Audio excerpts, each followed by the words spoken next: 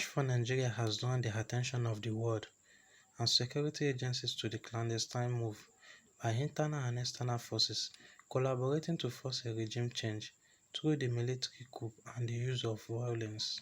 The national coordinator, Mr. Augustine Richard Adie, wants Nigeria not to lend themselves out as the tool for those seeking to foment trouble in the country. In recent days, we have observed a change in tactics by those that have been hell-bent on undermining the integrity of Nigeria. The change in tactics manifested as a surreptitious call for the President Muhammadu Buhari to resign or to be impeached over conditions that they help precipitate. Note that the reasons they are adducing to the so-called impeachment hovers around insecurity and economic hardship. Interestingly, the opposition PDP, People's Democratic Party, is at the forefront of the impeachment fears.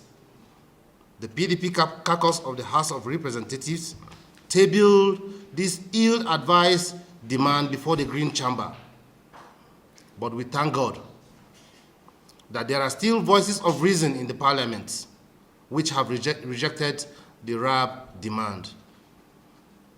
We recalled correctly that the PDP's candidate in the 2019 general election, Alhaji Atiku Abubakar, had threatened that the country will be rendered ungovernable if he does not win the election.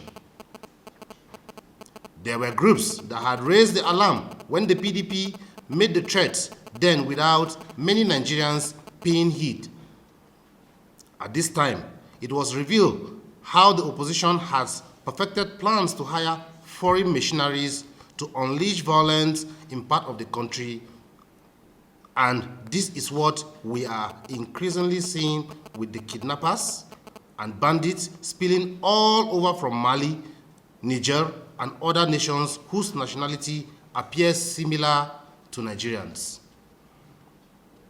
We have also seen signs of the then reported plot to use mob actions or an Arab Spring-style protest to cause chaos and force the government out of office.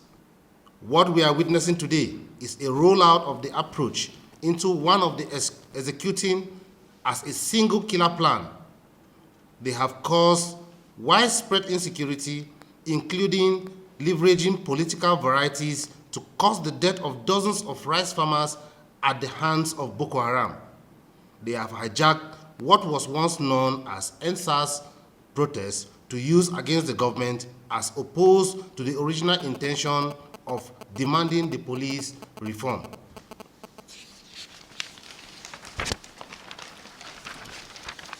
These same people are now sounding strident as they demand that there must be change in military leadership.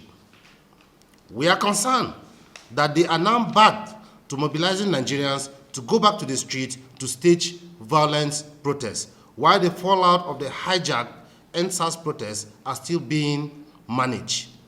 The entire country is smarting from the damage done by the violent people that were mobilized to the streets to commit arson, prison break, and murder. These criminals' attempts on the stability of Nigeria are being boosted with fake news and manipulated content that have done much to create confusions in the minds of the people.